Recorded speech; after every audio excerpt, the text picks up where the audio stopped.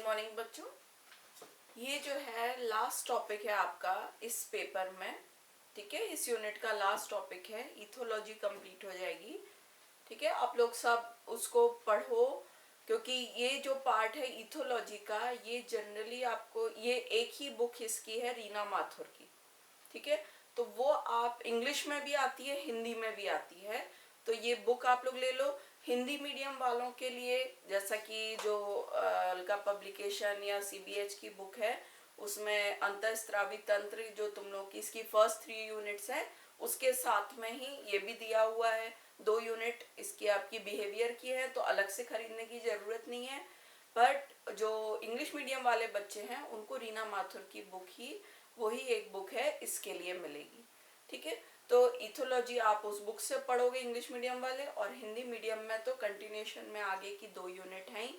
ठीक है, तो अब इसमें जो है लास्ट टॉपिक जो इसमें है, क्योंकि जो इसके पहले के हैं वो एफएपीज और टैक्सेस और ये सब मैं बहुत पहले सब बता चुकी हूँ। ठीक है, तो अब लास्ट टॉपिक है हॉर्मोन्स। अभी इससे पहले हमने क्लास में फेरोमोन्स पढ़ा था। ठीक है, अब हम पढ़ेंगे हॉर्मोन्स।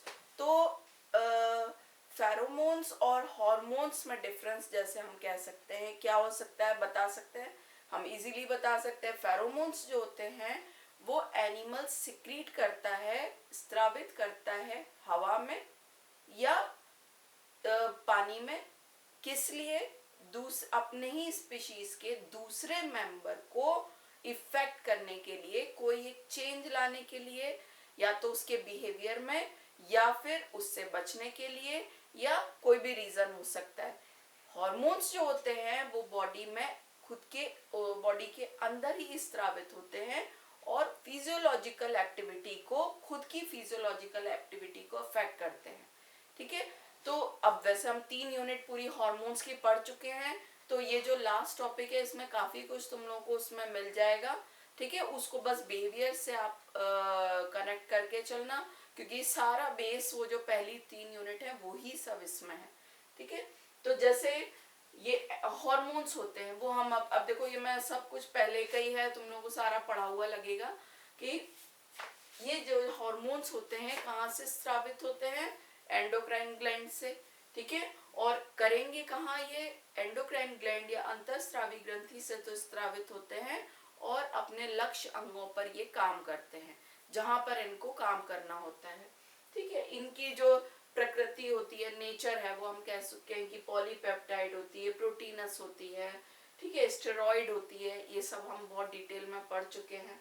ठीक है, ये क्या करते हैं, जो हॉर्मोन्स होते हैं ये कोई हमारी शरीर क्रियात्मक गतिविधि या फिजियोलॉजिकल एक्टिविटी, जैसे हम कह रहे हैं कि हमारा ग्लूकोज मेटाबॉलिज्म, उसको ये रेगुलेट कर रहा है। तो कोई भी एक फिजियो, हमारी बॉडी की ग्रोथ है, तो ये ग्रोथ होना भी तो एक फिजियोलॉजिकल एक्टिविटी है। तो शरीर की जितनी भी शरीर क्रियात्मक क्रिया हैं उनको ये अफेक्ट करता है, और शरीर में एक समस्थापन, होम्योस्टेसिस बना के रखता है। अब ये वर्ड हमें समझ में आई गया क्या होता है। ठीक है, तो ये जो क्रियाएं ये सारी चलती हैं हॉर्मोन्स के कंट्रोल में। अब हॉर्मोन्स जो होते हैं, या तो हमने बताया अब कैसे कहाँ से होते हैं, या तो हाइपोथैलेमस वो सिक्रीट कराएगा एंडोक्राइन ग्लैंड से, एंडोक्राइन ग्लैंड टारगेट ऑर्गन पे। तो एक तो हो गया एंडोक्राइन ग्लैंड के थ्रू सिक्रीशन चला आ रहा है। कैसे? एंडोक्राइन ग्लैंड ये क्या करेगा, सिक्रीट करेगा कुछ रासायनिक पदार्थ। ठीक है, चाहे वो प्रोटीनस हो सकते हैं, स्टेरॉइड हो सकते हैं, ठीक है, ये पॉलीपेप्टाइड हो सकते हैं, कोई भी ऐसे सब्सटेंसेस सिक्रीट करेगा हॉर्मोन्स के रूप में, और ये हार्मोन डायरेक्टली ब्लड में जाते हैं, रक्त में जाते हैं, और वहां से ये अपने टारगेट ऑर्गन तक जाके धीरे धीरे एक लंबे टाइम तक काम करते हैं। ये तो हो गया एंडोक्राइन सिस्टम, जो हम अभी तक जितना हमने पढ़ लिया है, और एनिमल के बिहेवियर को इस अफेक्ट करते हैं। अब एक वर्ड इसमें जो अब आएगा, नया वर्ड जो हार्मोन से रिलेटेड है, हमें बिहेवियर में पढ़ना है, न्यूरोह्यूमर्स। ठीक है, न्यूरोह्यूमर्स, या हम कहते हैं तंत्रिकीय स्त्रवण। ठीक है, तंत्रिकीय स्त्रवण मतलब क्या हुआ कि जनरली जो हमारी नर्व्स होती हैं वो कैसी होंगी, ये साइटोन, ये एक्सॉन, ठीक है, और एक्सॉन के ऊपर क्या होती है, एक माइलिन शीथ होती है, बीच में नोड्स ऑफ रेनवियर, इसके अंदर क्या होता है, नीजल्स ग्रैन्यूल, बीच में होता है न्यूक्लियस, ये डेंड्रॉन्स, डेंड्राइट्स, ठीक है। तो ये जो एक नर्व होती है ये क्या होती है, नर्व सेल, ठीक है, और ये जो नर्व सेल होती हैं इनके ये कहलाएगा एक्सॉन, ठीक है। तो एक्सॉन में एंड में होती हैं इस टाइप की ब्रांचेस, ठीक है, और ये नोब्स होती हैं, घुंडियां, और इन घुंडियों से क्या होता है, ये दूसरी साइटोन, ये दूसरी सेल साइटोन हो गई, ये एक्सॉन हो गई,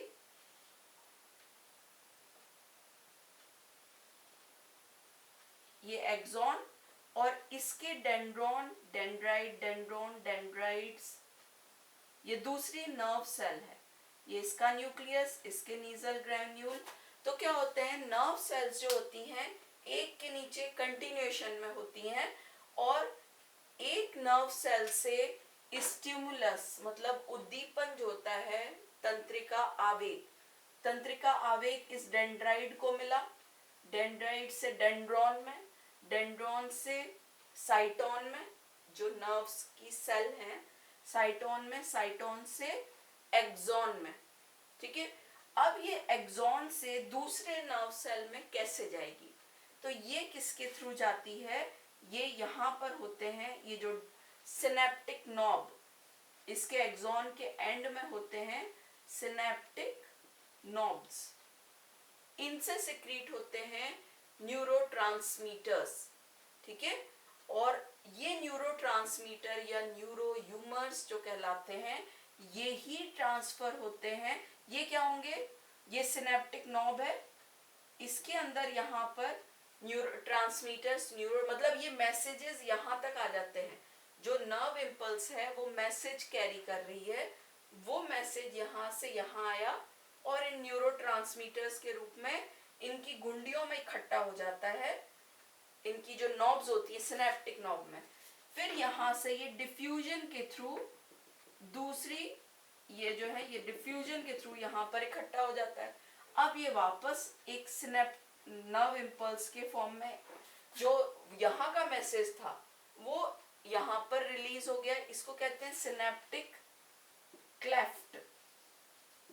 दो एक्सॉन और दूसरे एक्सॉन जो नर्व सेल है उसका जो साइटोन होगा, उनका जो गैप होता है उसको कहेंगे सिनेप्टिक क्लेफ्ट। तो इस सिनेप्टिक क्लेफ्ट में ये न्यूरोट्रांसमीटर सिक्रीट हो जाते हैं और वो मैसेज को दूसरे साइटोन को दे देते हैं। तो क्या हुआ, एक साइटोन एक नर्व सेल से दूसरे नर्व सेल में, तो ये कहलाते हैं न्यूरोह्यूमर्स या न्यूरोट्रांसमीटर्स या तंत्रिकी स्त्रवण। कहाँ से सिक्रीट होंगे, और ऐसे जो सेल जो न्यूरोह्यूमर्स या हार्मोन सिक्रीट करते हैं वो कहलाते हैं न्यूरोसिक्रीटरी सेल्स, ठीक है, तंत्रिका स्त्रावी कोशिकाएं। तो न्यूरोह्यूमर्स जो होते हैं वो न्यूरोसिक्रीटरी सेल से स्त्रावित होते हैं, तंत्रिका स्त्रवणीय कोशिकाओं से, और कहाँ से रिलीज होते हैं, एक्सॉन से। देखो ये एक्सॉन्स, ये एक्सॉन है, ये साइटोन, ये एक्सॉन, तो एक्सॉन से ये न्यूरोह्यूमर्स रिलीज होंगे। These groups of nerve cell found in, और ये जो इस तरह की न्यूरोसिक्रीटरी सेल्स होती हैं वो कहाँ पाई जाती हैं, नर्वस सिस्टम में, ब्रेन में, और जो हमारी वेंट्रल नर्व कॉर्ड है, ठीक है, तो वेंट्रल नर्व कॉर्ड में ये पाई जाते हैं। इनको ही हम और क्या कहते हैं, न्यूरोसिक्रीटरी न्यूक्लियाई, ठीक है। तो न्यूरोह्यूमर्स जो होंगे वो न्यूरोसिक्रीटरी सेल से स्त्रावित होते हैं, सिक्रीट होते हैं, ठीक है, और प्रेजेंट होंगे ब्रेन और वेंट्रल नर्व कॉर्ड में। इन्हीं के इनका जो रिस्पॉन्स रहता है, मतलब ये नर्व इम्पल्सेस इससे ट्रांसफर होती हैं, from these responses are localized, fast and temporary. जैसे अब हम कहते हैं नर्व इम्पल्सेस बहुत फास्ट मूव करती हैं, एक साइटोन से एक्सॉन, एक नर्व सेल से दूसरी, दूसरी से तीसरी, एक जैसे हम स्विच ऑन करते हैं और लाइट ऑन हो जाती है, अब वो वायर तो इतना लंबा है पर फिर भी लाइट कैसे ऑन होगी। तो जिस तरीके से ये इतनी तेज एक लाइट का स्पीड होती है, वैसे ही ये जो न्यूरो ह्यूमर्स होते हैं फ्लैश के रूप में, फ्लैश के फॉर्म में इतनी तेजी से टेम्पररी कम टाइम के लिए सिक्रीट होंगे, ठीक है, और एकदम से एक इफेक्ट करते हैं, कोई एक चेंज करते हैं बिहेवियर में।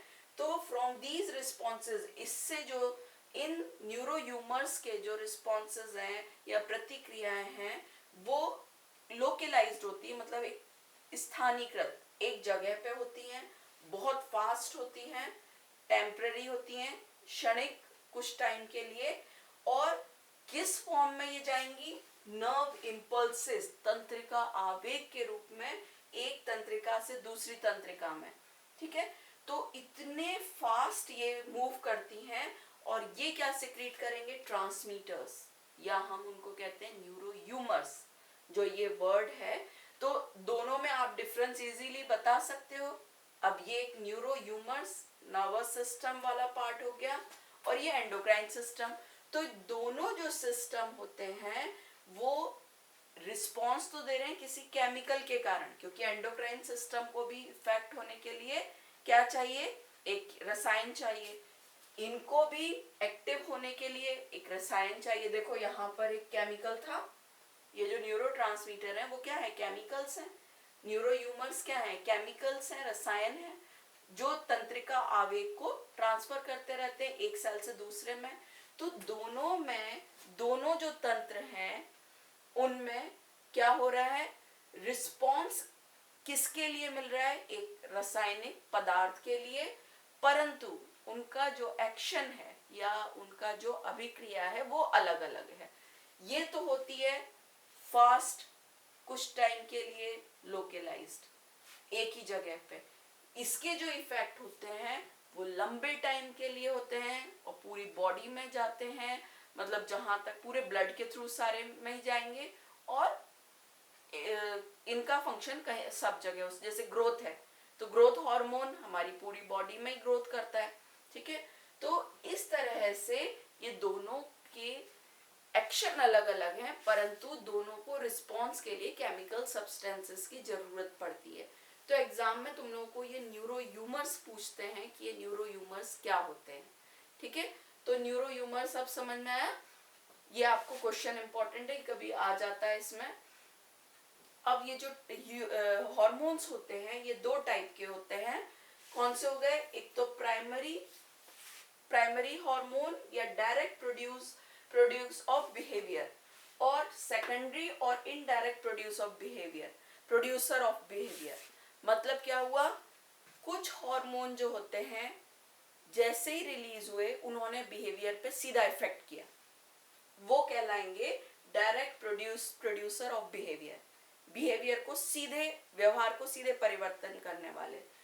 और जो इनडायरेक्टली अप्रत्यक्ष रूप से बिहेवियर को जो चेंज करते हैं ऐसे हार्मोन कहलाते हैं इनडायरेक्ट या सेकेंडरी, ठीक है। जैसे हम कहते हैं testis, ovary, placenta, adrenal gland, pituitary gland, thyroid gland, इनसे अब ये सब हम पढ़ चुके हैं।